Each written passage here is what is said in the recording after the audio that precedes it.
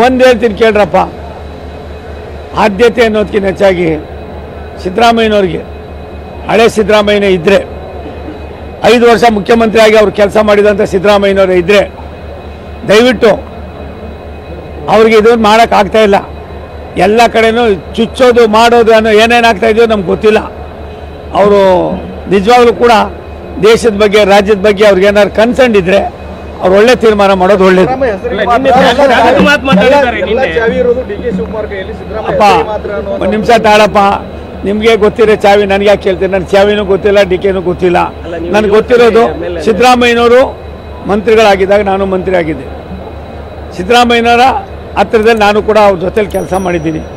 ಆ ಸಿದ್ದರಾಮಯ್ಯ ಕಳೆದೋಗವ್ರೆ, ಈ ಸಿದ್ದರಾಮಯ್ಯ ನಮ್ಗೆ ಗೊತ್ತಿಲ್ಲ. ಇವತ್ತಿನ ಸಿದ್ದರಾಮಯ್ಯನವ್ರ ಅವ್ಯವಸ್ಥೆನ ಭಗವಂತ ಬಂದರೂ ಕೂಡ ಕಾಪಾಡೋಲ್ಲ.